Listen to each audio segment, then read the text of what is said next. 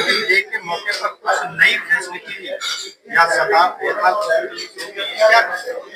Sir, ये world diabetes day जो है, हमने बहुत कुछ सोचा है। डायबिटीज का जो मेन रीजन होता है ओबेसिटी। हमारे जो लोकेशन है यहाँ 8 to 10 किलोमीटर के अंदर वी हैव 140 to 150 सोसाइटीज। जो उतना जो पॉपुलेशन है, we are not just thinking about treating patients. जो अवेयरनेस क्रिएट करे, एक भी पेशेंट हमारे पास आते हैं तो उनके इतना अवेयरनेस हो, वो घर जाके 4 लोग और जो उनके घर में है उनको अवेयर करे लाइफस्टाइल चेंजेस क्या करना चाहिए, और ट्रीटमेंट में और हम जो दिनचर्या जो कर रहे हैं उसमें क्या क्या चेंजेस करने से क्या बेटर हो सकते हैं आगे के लिए। दूसरा जो है एक फाइनेंशियल बर्डन। हर किसी के घर में कोई भी हॉस्पिटल में आने के लिए वो एक डर लगता है कि क्या कितना खर्चा लगेगा, क्या होगा। उसको थोड़ा ईज करने के लिए इस डायबिटीज डे में हमने सिर्फ 1200 रुपीज में एक पैकेज रिलीज किया है, जिसको भी आजकल बहुत बच्चे से लेके 65 बॉर्डर लाइन शुगर इस तरीके से जो होता है, पहले जितना अर्ली डिटेक्शन हो सकता है उतना बेटर रहेगा ट्रीटमेंट प्लानिंग में। उस फाइनेंशियल बर्डन को कम करने के लिए we have launch the packages on diabetes which just starts from 1200 rupees. Diabetes होता है, ठीक है। टाइप 1 डायबिटीज जो है ऑटो इम्यून डायबिटीज होता है, और कुछ जेनेटिक प्रीडिस्पोजिंग भी होने के चांसेस रहता है, ठीक है। अगर मदर और फादर में टाइप 1 डायबिटीज हो तो फिर उनके बच्चों में भी होने की चांसेस बढ़ जाता है। अगर फादर हो तो फिर 1 in 27, और मदर है तो फिर कम चांसेस रहता है कि डायबिटीज होने में बच्चों में, ठीक है। तो इन बच्चों को क्या ना long term life long insulin therapy देना ही पड़ेगा, ठीक है। जैसे सर ने बताया था, उन बच्चों में रिसर्च भी चल रहा है अभी, और नेबर कंट्री चाइना जो है वहाँ पे सबसे ज्यादा हो रहा है, ठीक है। Beta cells, highlight cells of Langerhans, जो बीटा सेल्स जो प्रोड्यूस करता है इंसुलिन, उसका ट्रांसप्लांट हो गया, और दूसरा टोटल पैंक्रियास भी ट्रांसप्लांट हो गया। यही ट्रीटमेंट होता है, ठीक है, टाइप 1 डायबिटीज का।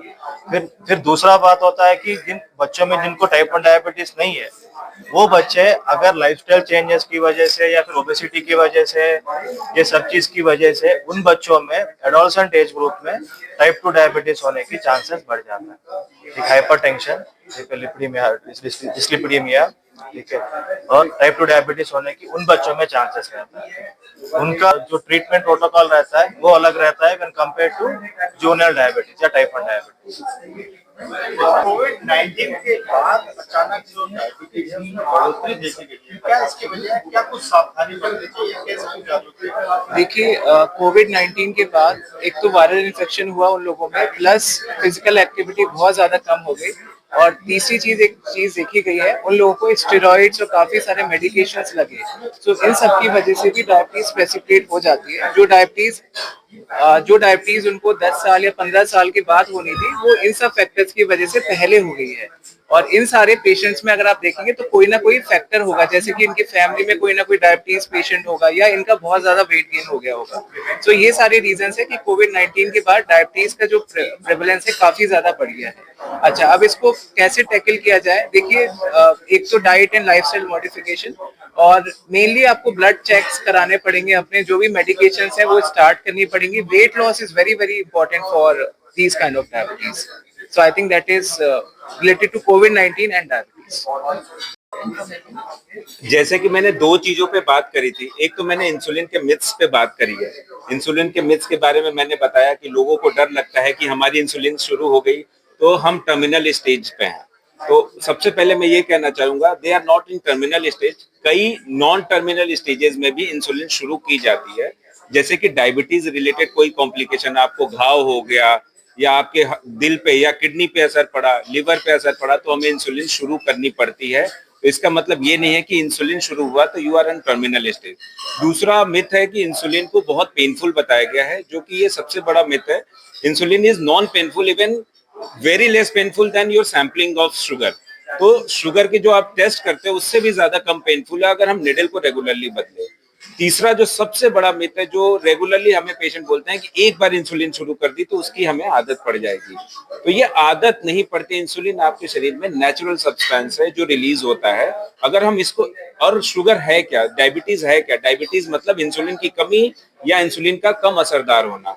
तो इसमें हम नेचुरल सब्सटेंस अगर बाहर से दे रहे हैं तो उसकी आदत पड़ ही नहीं सकती आपको। ये तो आपके शरीर में खुद भी बन रहा है, तो इसकी आदत नहीं पड़ सकती। दो चीजों पे और मैं बात करना चाहूंगा, जैसा कि मैंने पहले भी बताया कि प्री डायबिटीज और non alcoholic fatty liver disease recently surge हो गए इन केसेस में, specially non alcoholic fatty liver disease में। जो कि नॉन अल्कोहलिक है उनके में भी लिवर के आसपास चर्बी जमा हो जाती है। वो अल्टीमेटली लिवर ज्यादा से ज्यादा शुगर प्रोड्यूस करता है, जिससे इंसुलिन का सिक्रीशन और बढ़ जाता है और उसको इंसुलिन रेजिस्टेंस बोलते हैं। इंसुलिन रेजिस्टेंस के केसेस बढ़ने की वजह से डायबिटीज के केसेस में सर्ज हुआ है। तो non alcoholic fatty liver disease को भी उतनी ही सीरियसली देखा जाना चाहिए जितना कि आप डायबिटीज को सीरियसली देख रहे हैं, क्योंकि non alcoholic fatty liver disease से अलग कॉम्प्लिकेशंस भी, जैसे हार्ट डिजीजेस, किडनी डिजीजेस भी प्रोड्यूस हो रहे हैं, उनके केसेस भी बढ़ रहे हैं। दूसरा मैंने बात करी कि प्री डायबिटीज के बारे में मैंने बात करी, लोगों ने, अगर हम स्क्रीनिंग को और ज्यादा बढ़ा दें, अगर स्क्रीनिंग हमें सर्टेन एज के बाद हम ज्यादा से ज्यादा स्क्रीन करें तो हमें प्री डायबिटीज के केसेस भी मिलेंगे। प्री डायबिटीज मतलब HbA1c 5.7 से 6.4 के बीच में, उनको अगर हम स्क्रीन करना शुरू कर दें तो हम डायबिटीज को रिवर्स भी किया जा सकता है। अगर उस स्टेज में हम केसेस को आइडेंटिफाई कर लें तो हम उनके में certain dietary restriction and lifestyle modification के थ्रू हम उनके डायबिटीज को रिवर्स भी कर सकते हैं।